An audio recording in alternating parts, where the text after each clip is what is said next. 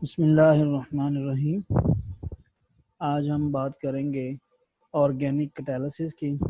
इसका course code है CAN 616, 3 credit hour का है और ये विदाउट लैब है। तो first of all we will discuss about the catalysis. Catalysis is defined as the process in which rate of reaction is increased using a catalyst. Catalysis वो process है जिसमें rate of reaction को increase करवाया जाता है, boost up करवाया जाता है with the help of catalyst. यहाँ पर एक वर्ड यूज किया गया है कैटालिस्ट। अब ये कैटालिस्ट क्या टर्मिनोलॉजी है? तो जब हम कैटालिस्ट की डेफिनेशन देखते हैं तो हम ये कहते हैं catalyst in turn is a substance that speed up the chemical reaction by acts to lower the activation energy but not consume in a chemical reaction। अगर हम कैटालिस्ट की डेफिनेशन देखते हैं तो कैटालिस्ट वो सब्सटेंस होता है जो किसी भी केमिकल रिएक्शन को क्या कर देता है, स्पीड अप कर देता है, उसके रेट को स्पीड अप कर देता है। अब कैसे स्पीड अप करता है? पहला स्टेप उसने ये बताया है कि by acts to lower the activation energy, कि वो उसकी एक्टिवेशन एनर्जी को क्या कर देता है, कम कर देता है। अब ये एक्टिवेशन एनर्जी क्या है हम ये आगे देखेंगे इंशाल्लाह कि एक्टिवेशन एनर्जी बैरियर होता है, ठीक है। अगर उस बैरियर को रिएक्टेंट्स जो है वो क्रॉस कर जाते हैं तो हम कहते हैं कि ये कैपेबल हैं टू कन्वर्ट इनटू प्रोडक्ट्स। अगर वो एक्टिवेशन एनर्जी बैरियर को क्रॉस नहीं कर पाते तो वो कभी भी प्रोडक्ट्स में कन्वर्ट नहीं हो पाएंगे। दूसरा उसने पॉइंट लिखा है but not consume in a chemical reaction, तो वो कभी भी केमिकल रिएक्शन में इस्तेमाल नहीं होते। इसका मतलब ये है कि वो केमिकल रिएक्शन में डिस्ट्रॉय नहीं होते, ख़त्म नहीं होते, रिएक्शन में पार्टिसिपेट करते हैं। यहाँ पर एक पॉइंट जो है वो क्लियर हो जाना चाहिए कि आमतौर पर यही समझा जाता है कि कैटलिस्ट जो है वो रिएक्शन में पार्टिसिपेट नहीं करता। ये रॉन्ग कंसेप्ट है, बिल्कुल रॉन्ग कंसेप्ट है। कैटलिस्ट जो है वो केमिकल रिएक्शन में पार्टिसिपेट करता है और एक कैटलिस्ट की स्पेसिफिक प्रॉपर्टी है कि जब वो रिएक्शन खत्म हो जाए तो वो एज इट इज हम दोबारा उसको क्या कर सकें, रीगेन कर सकें। यही कैटलिस्ट की प्रॉपर डेफिनेशन है और उसकी यही प्रॉपर्टी है कि वो रिएक्शन में पार्टिसिपेट करे, रेट ऑफ रिएक्शन को इंक्रीज करे और at the end of reaction वो हमें क्या हो जाए, दोबारा से रीगेन हो जाए। नेक्स्ट हम बात करते हैं, there are several ways a catalyst can provide a more favorable pathway for an organic reaction। एक कैटलिस्ट जो है वो कैसे परफॉर्म करता है, कैसे रेट ऑफ रिएक्शन को बूस्ट अप करता है, स्पीड अप करता है, उसका पहला पॉइंट ये है कि कैटलिस्ट जो है वो रिएक्शन को एक सुइटेबल और फेवरेबल पाथवे देता है। यानी कि ये एक नॉर्मल पाथवे से हटकर एक अपना शॉर्टकट पाथवे दे देता है जिसकी वजह से वो क्या करता है कि रेट ऑफ रिएक्शन को इंक्रीज कर देता है। इसकी एग्जांपल हम इंशाल्लाह देखेंगे आगे। सेकंड पॉइंट है, it can increase the rate of reactivity of an electrophile so that it is more susceptible to reaction with the nucleophile। इसका मतलब यह है कि अगर हम न्यूक्लियोफिलिक सब्स्टिट्यूशन रिएक्शंस की बात करें, जैसा कि हम ऑलरेडी पढ़ चुके हैं, हमारे पास क्या होता है, एक इलेक्ट्रोफाइल होता है और एक न्यूक्लियोफाइल होता है। यहाँ पर टर्मिनोलॉजीज यूज की गई है। इलेक्ट्रोफाइल ये बेसिकली दो वर्ड्स का कॉम्बिनेशन है। इलेक्ट्रो निकला है इलेक्ट्रॉन से और फाइल निकला है लविंग से। इलेक्ट्रॉन लविंग, अब कोई भी सब्सटेंस इलेक्ट्रॉन लविंग कब होगा, जब उसके ऊपर पॉजिटिव चार्ज होगा, तभी वो इलेक्ट्रॉन को अपनी तरफ क्या करेगा, अट्रैक्ट करेगा और उसको लव करेगा। दूसरा है न्यूक्लियोफाइल, ये भी टू वर्ड्स का कॉम्बिनेशन है। न्यूक्लियोफाइल, न्यूक्लियो निकला है न्यूक्लियस से और फाइल निकला है लविंग से, न्यूक्लियस लविंग।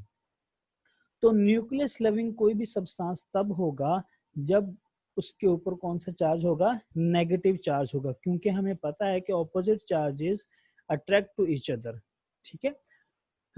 तो हम यहाँ पर बात ये कर रहे थे कि पहली बात ये है कि या तो वो इलेक्ट्रोफाइल, अब इलेक्ट्रोफिलिक सेंटर जो है उसके ऊपर न्यूक्लियोफाइल जाके क्या करता है, अटैक करता है।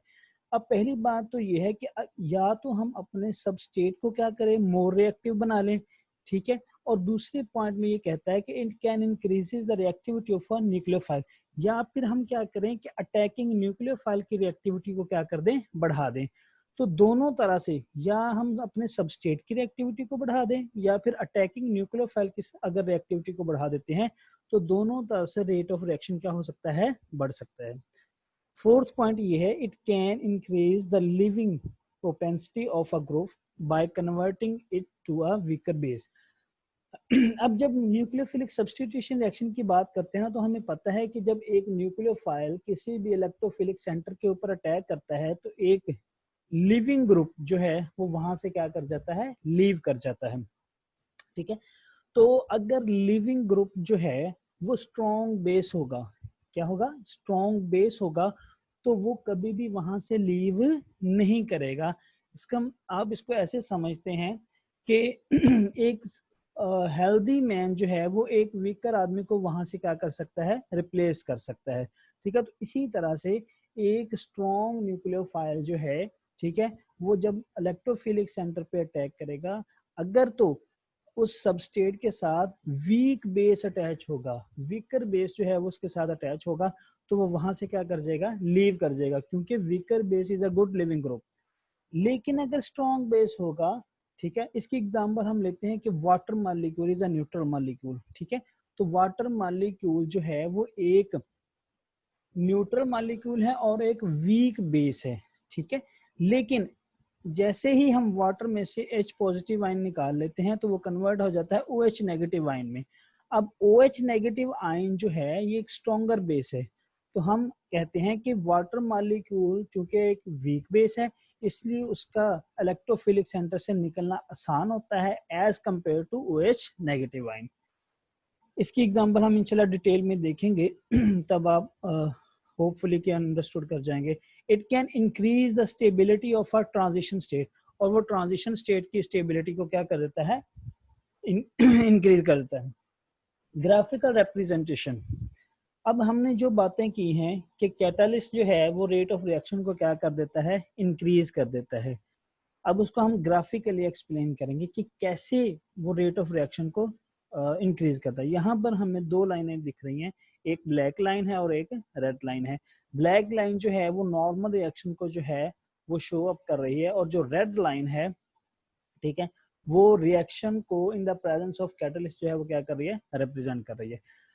अब हमने बात की थी एक्टिवेशन बैरियर की, एनर्जी ऑफ एक्टिवेशन बैरियर की। नॉर्मल रिएक्शन के लिए ये एक लाइन लगी हुई है यहाँ से लेकर यहाँ तक, ये क्या है, एक एनर्जी ऑफ एक्टिवेशन बैरियर है। इसका मतलब ये है कि अगर रिएक्टेंट्स जो हैं वो प्रोडक्ट्स में कन्वर्ट होना चाहते हैं तो उनमें इतनी एनर्जी जरूर होनी चाहिए कि वो इस एक्टिवेशन बैरियर को क्या कर सकें, क्रॉस कर सकें। अगर वो इसके कैपेबल नहीं है क्रॉस करने के तो वो कभी भी प्रोडक्ट में कन्वर्ट नहीं होंगे। अब एक कैटालिस्ट जो है वो क्या करता है, किस तरह एक्टिवेशन बैरियर को कम कर देता है। जैसे ही हमने कैटालिस्ट ऐड किया, ठीक है, तो उसने ये देखें, ये रेड लाइन से शो किया गया है, ठीक है, एक्टिवेशन बैरियर को क्या कर दिया गया है, कम कर दिया गया, अप्रोक्सीमेटली हम कह सकते हैं कि ये हाफ कर दिया गया है, ठीक है। तो अब ज्यादा रिएक्टेंट्स के पास कैपेबिलिटी होगी कि वो इस एक्टिवेशन बैरियर को क्या कर सकें, क्रॉस कर सकें। अब जैसे ही वो रिएक्टेंट्स को वो एनर्जी ऑफ एक्टिवेशन बैरियर को क्रॉस करते हैं, ठीक है, एनर्जी ऑफ एक्टिवेशन बैरियर कम हो गया तो ज्यादा से ज्यादा स्पीड अप से जो है वो रिएक्टेंट जो है वो आपस में कोलाइड करते हैं, कोलाइड करने के बाद किस में कन्वर्ट हो जाते हैं, प्रोडक्ट्स में कन्वर्ट हो जाते हैं, और इस तरह हम कहते हैं कि रेट ऑफ रिएक्शन जो है वो क्या हो चुका है, इंक्रीज हो चुका है। अब हम यहाँ पर दो पॉइंट्स जो है वो कंप्लीटली डिस्कस करेंगे। एक ये जो पहले वाला था कि कैटलिस्ट जो है वो एक्टिवेशन बैरियर को क्या कर देता है, कम कर देता है। ये आपके सामने ये नॉर्मल रिएक्शन है, जैसे ही हमने कैटलिस्ट ऐड किया तो इसने एक्टिवेशन बैरियर को क्या कर दिया, कम कर दिया।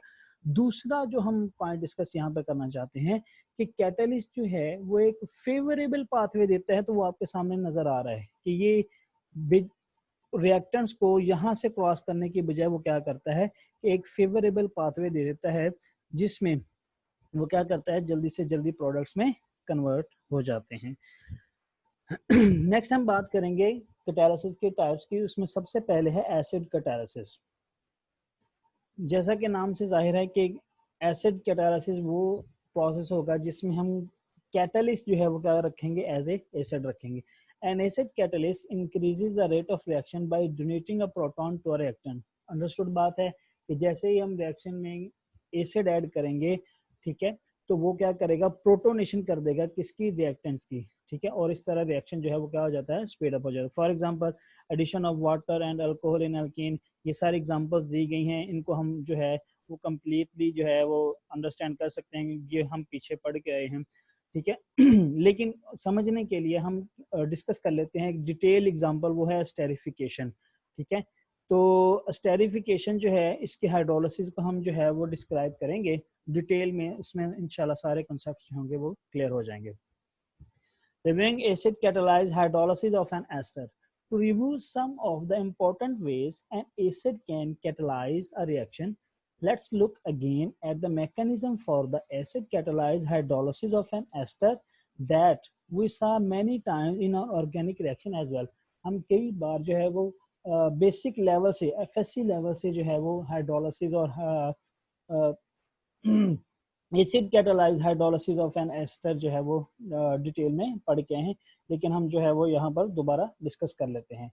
Mechanism for acid catalyze ester hydrolysis, यहाँ पर वो कहता है कि यहाँ पर बेसिकली अगर हम एस्टर्स के कैटालिसिस की मैकेनिज्म को देखते हैं तो यहाँ पर दो बेसिक स्लो स्टेप्स होते हैं।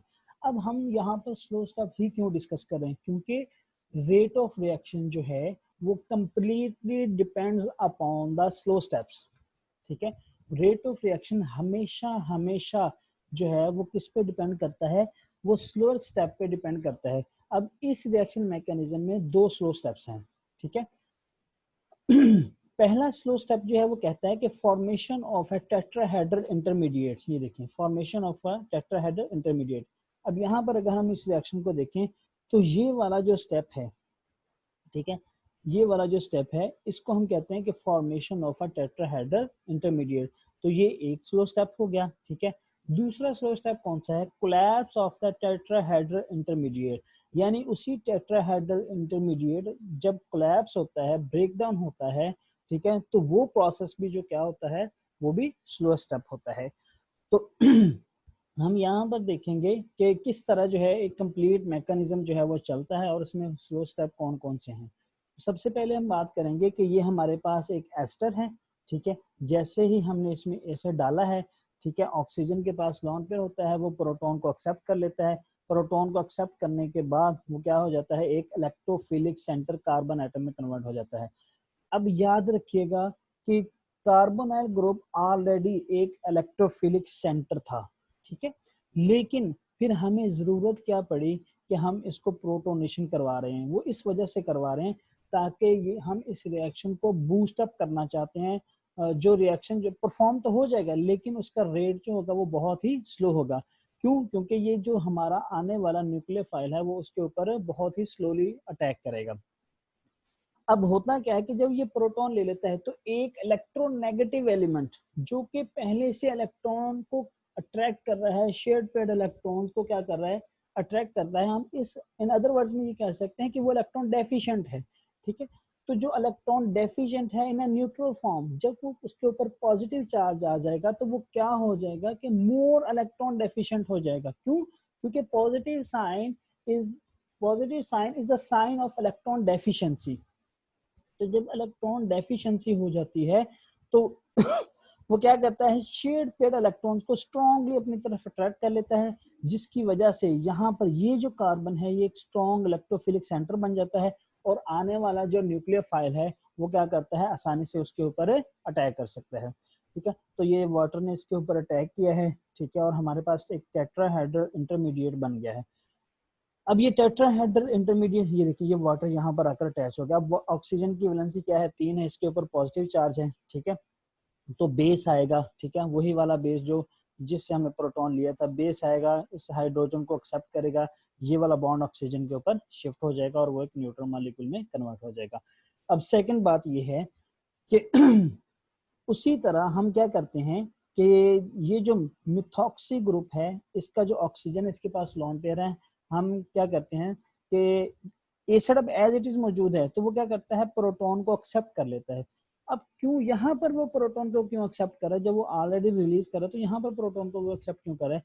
वो इस वजह से कर रहा है कि जैसे हमने बात की थी कि एक वीकर बेस जो है वो गुड लिविंग ग्रुप होता है। तो हमने अगर मिथॉक्सी को एज इट इज रिमूव करवाएंगे, ठीक है, तो वो एक स्ट्रॉन्ग न्यूक्लियोफाइल होता है, स्ट्रॉन्ग बेस होता है। तो जो स्ट्रॉन्ग बेस होता है वो पुअर लिविंग ग्रुप होता है। तो इसका मतलब यह है कि हमने इसको कन्वर्ट करना है किसके अंदर, वीक बेस के अंदर। तो वीक बेस में कन्वर्ट करने के लिए हम क्या करते हैं, इसकी प्रोटोनेशन करवाते। जैसे ही प्रोटोनेशन होती है तो ये कन्वर्ट हो जाता है। आप देख सकते हैं कि ये अल्कोहलिक ग्रुप में ये अल्कोहल में कन्वर्ट हो चुका है।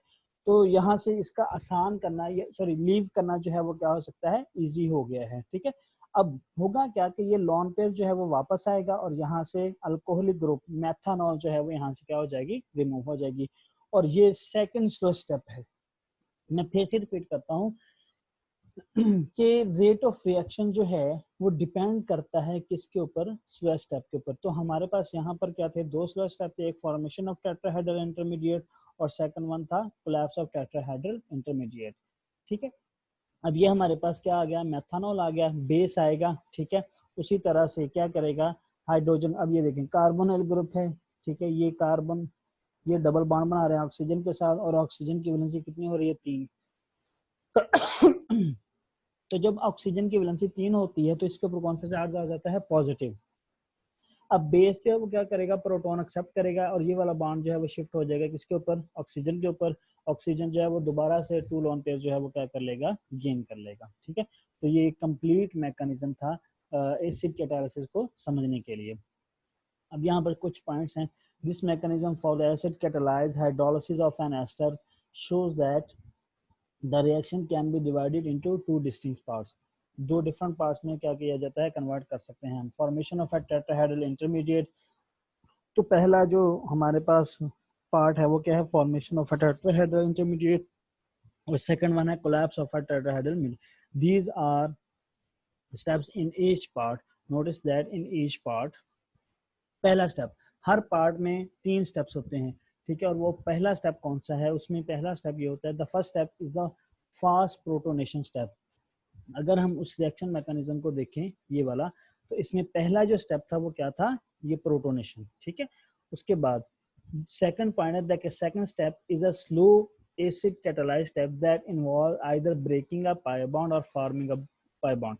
उसमें हम ये कहते हैं कि जैसे ही ये प्रोटोनेशन हुई, ये पहला स्टेप है, उसके बाद जब न्यूक्लियोफाइल अटैक करेगा तो वो कह सकता है कि फॉर्मेशन ऑफ अ बॉन्ड भी हो रहा है और ब्रेकेज ऑफ अ बॉन्ड भी हो रहा है। जैसा कि आपको नजर आ रहा है कि ये वाला जो न्यूक्लियोफाइल है, ठीक है, ये क्या कर रहा है, बॉन्ड बना रहा है। ये देखिए, ये न्यूक्लियोफाइल जो है वो कार्बन के साथ बॉन्ड बना रहा है और यहाँ से ये बॉन्ड टूट रहा है।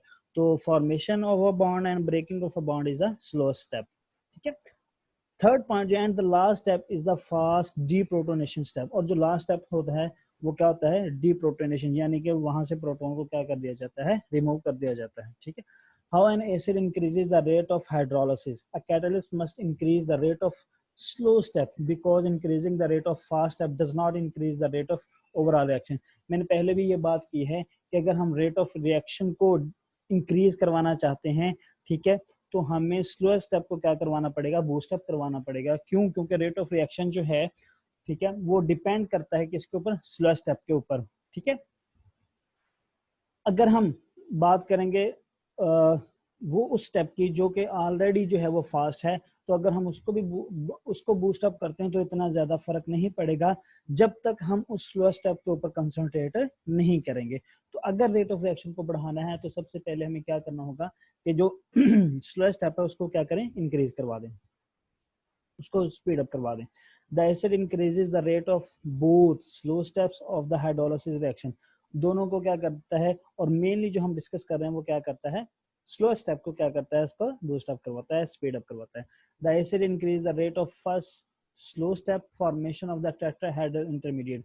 पहला जो हमने कहा था कि फॉर्मेशन ऑफ अ टेट्राहेड्रल में इंटरमीडिएट वो क्या है, स्लो स्टेप है। लेकिन जैसे हम उसके प्रोटोनेशन करवाते हैं, ठीक है, तो by protonating the carbonyl oxygen thereby making it more susceptible to nucleophile addition than an unprotonated carbonyl. जैसे मैंने कहा था कि कार्बोनाइल ग्रुप के ऊपर जो है वो वाटर जो है वो अटैक करना है, ठीक है। अगर इन द एब्सेंस ऑफ जो प्रोटोनेशन है, अगर हम उसकी बात करते हैं तो वही होता है कि वो वाटर जो है वो स्लोली उसके ऊपर अटैक करता है। लेकिन जैसे हम प्रोटोनेशन करवा देते हैं तो वो वाटर जो है वो क्या कर सकता है, फिजिबली उसके ऊपर और स्पीडली जो है वो क्या करता है, उसके ऊपर अटैक कर देता है।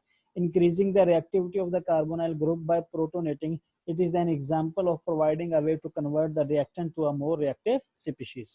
नेक्स्ट हम बात करेंगे, ये देखें उसको एक रिएक्शन के जरिए से बताया गया है कि अगर हम बात करेंगे अनकैटालाइज की, ठीक है, यहाँ पर देखें ये अनकैटालाइज फर्स्ट स्लो स्टेप है। तो अगर हम carbonyl as it is neutral group लेंगे तो वाटर जो है वो क्या करेगा, अटैक तो करेगा लेकिन बहुत ही स्लो होगा, और ये रेट ऑफ रिएक्शन को क्या कर देता है, स्लो कर देता है। लेकिन जैसे ही हम इसकी प्रोटोनेशन करवा देते हैं तो ये न्यूक्लियोफाइल के लिए सस्केप्टेबल हो जाता है कि वो उसको जल्दी से जल्दी अटैक करें, ठीक है। Second one, the acid increases the rate of the second slow step by decreasing the basicity and thereby increasing the living propensity of the group that is eliminated when the tetrahedral intermediate collapse। ठीक है, ये देखें मैंने वो बात की थी, मैंने कहा था कि अगर हम यहाँ से ये वाला ग्रुप एज इट इज निकालते हैं तो ये बनता है मिथॉक्सी, ठीक है। मिथॉक्सी ग्रुप जो होता है वो एक स्ट्रॉन्ग न्यूक्लियोफाइल और स्ट्रॉन्ग बेस होता है, और स्ट्रॉन्ग बेस जो होता है वो पुअर लिविंग ग्रुप होता है, वो आसानी से वहां से लीव नहीं करता, ठीक है। तो इसको लीव करने के लिए टाइम लगता है, फिर इसीलिए ये क्या होता है, स्लो स्टेप होता है। लेकिन जब हम इसकी प्रोटोनेशन करवा देते हैं तो वो कन्वर्ट हो जाता है किसके अंदर, मेथनॉल ग्रुप के अंदर। ये देखें जब ये रिमूव होगा तो ये कन्वर्ट हो जाएगा किसके अंदर, मेथनॉल के अंदर। अब ये एक वीक बेस है, और वीक बेस और वीक न्यूक्लियोफाइल जो होता है वो क्या होता है, गुड लिविंग ग्रुप होता है। इसका मतलब ये है कि वो आसानी से स्पीडीली जो वो वहां से क्या हो जाएगा, रिमूव हो जाएगा, ठीक है। नेक्स्ट हम बात करते हैं types of acid catalysis. There are two types of acid catalysis, specific acid catalysis और जनरल एसिड कैटालिसिस की, ठीक है। अब हम बात करते हैं स्पेसिफिक एसिड और जनरल एसिड कैटालिसिस में क्या difference. There are two types of in specific acid catalysis the proton is fully transferred to the reactant before the slow step of the reaction begins। इसका मतलब ये है कि specific acid catalysis में हम ये कहते हैं कि जो प्रोटॉन जो होता है वो ट्रांसफर कर दिया जाता है किसके अंदर, रिएक्टेंट्स के अंदर, ठीक है, before the slow step of the reaction begin. यानी कि अगर हम लास्ट रिएक्शन की बात करें, हाइड्रोलिसिस ऑफ एन एस्टर की, तो फॉर्मेशन ऑफ टेट्राहेड्रल इंटरमीडिएट से पहले पहले हमने प्रोटॉन उसको क्या कर दिया था, ट्रांसफर कर दिया था, ठीक है। तो इस तरह से जो है वो हम क्या कह सकते हैं, रेट ऑफ रिएक्शन को इंक्रीज कर देते हैं। तो इस टाइप को अगर स्लो स्टेप से पहले प्रोटोनेशन हो तो इसको हम कहते हैं स्पेसिफिक एसिड कैटालिसिस, ठीक है। वो आगे हम देखेंगे इंशाल्लाह फिगर 3.1a में, ये देखें, ठीक। और अगर हम जो है वो एसिड प्रोटॉन जो है वो ट्रांसफर करते हैं रिएक्टेंट्स के अंदर ड्यूरिंग द स्लो स्टेप, जब स्लो स्टेप चल रहा होता है तब हम उसमें जो है वो प्रोटॉन ऐड करते हैं, तो वो जो होता है वो जर्नल एसिड कैटालिसिस होता है, ठीक है। दोबारा देखिएगा, स्पेसिफिक एसिड और जनरल एसिड कैटालिसिस में हम ये देखते हैं कि अगर प्रोटॉन जो है वो ट्रांसफर हुआ है बिफोर द स्लो स्टेप, ठीक है, तो वो होगा स्पेसिफिक एसिड कैटालिसिस। लेकिन जब हम बात करते हैं जनरल एसिड कैटालिसिस की, तो प्रोटॉन जो है वो ट्रांसफर होता है ड्यूरिंग द स्लो स्टेप, ठीक है। तो ये हम इसको थोड़ा सा डिस्कस कर लेते हैं। ये देखें ये हमारे पास रिएक्टेंट है, ठीक है, ये हमारे पास क्या है, रिएक्टेंट है। तो और यहाँ पर फॉर एग्जांपल हम कहते हैं कि ये एक स्लो स्टेप है इंटरमीडिएट। अगर तो प्रोटॉन इससे पहले पहले ट्रांसफर हो जाता है, जैसा कि यहाँ पर ट्रांसफर हो रहा है, ठीक है, तो अगर प्रोटॉन पहले से ट्रांसफर हो चुका होता है बिफोर द स्लो स्टेप, ठीक है, तो इसे हम क्या कहेंगे, स्पेसिफिक एसिड कैटालिसिस। ये देखें ट्रांसफर हो चुका है, proton is transferred completely to the reactant before the slow step, ये स्लो स्टेप है हमारा, ठीक है, यहाँ पर इंटरमीडिएट बनेगा। ठीक है, इससे पहले पहले हमारा प्रोटॉन क्या हो चुका है, ट्रांसफर हो चुका है। इसी वजह से हम इसे क्या कहते हैं, स्पेसिफिक एसिड कैटालिसिस। लेकिन जब हम बात करते हैं जर्नल एसिड कैटालिसिस की, ठीक है, तो जर्नल एसिड कैटालिसिस में हमने देखा था कि जो प्रोटॉन ट्रांसफर होता है, ठीक है, वो ड्यूरिंग द स्लो स्टेप होता है। ये देखें, ये हमारा स्लो स्टेप है, ये भी स्लो स्टेप है। ठीक है, तो जब हम स्लो स्टेप की बात करते हैं और प्रोटॉन वहां पर आकर ट्रांसफर होता है, ठीक है, तो वो क्या होता है, जर्नल एसिड कैटालिसिस। ठीक है, बात समझ आ रही है कि जब स्लो स्टेप से पहले पहले प्रोटॉन ट्रांसफर हो जाए, हम उसे क्या कहते हैं, स्पेसिफिक एसिड कैटालिसिस कहते हैं। और अगर हमारा प्रोटॉन जो है वो ड्यूरिंग द स्लो स्टेप आकर ट्रांसफर हो, ठीक है, तो हम उसे क्या कहते हैं, जर्नल एसिड कैटालिसिस। ठीक है, ये प्रोसेस ऑफ द रिएक्शन है कि इस तरफ जो है वो रिएक्टेंट जो है वो कन्वर्ट हो रहे हैं किसके अंदर, प्रोडक्ट के अंदर। ठीक है, और ये हमने एसिड ऐड कर दिया रिएक्टेंट्स के अंदर, रिएक्टेंट प्रोटॉन ट्रांसफर कंप्लीटली हो चुका है। यहाँ पर आकर क्या होगा, इंटरमीडिएट बनेगा। इंटरमीडिएट बनने के बाद वो कन्वर्ट हो जाएगा किसके अंदर, प्रोडक्ट के अंदर। यहाँ पर रिएक्टेंट है और एसिड है, लेकिन प्रोटॉन ट्रांसफर अभी नहीं हुआ। लेकिन जब यहाँ पर पहुंचता है, इंटरमीडिएट बनने जा रहा होता है, ठीक है, स्लो स्टेप के ऊपर जाके प्रोटॉन क्या हो जाता है, ट्रांसफर हो जाता है। और इस वजह से हम इसे क्या कहते हैं, journal acid catalysis. I hope कि आपको अच्छी तरह से समझ आ गई होगी। ठीक है, इंशाल्लाह क्वेश्चन सेशन में जो है वो अगर आपको कोई प्रॉब्लम हो या इशू हो तो आप हमसे बात कर सकते हैं। अल्लाह हाफिज़।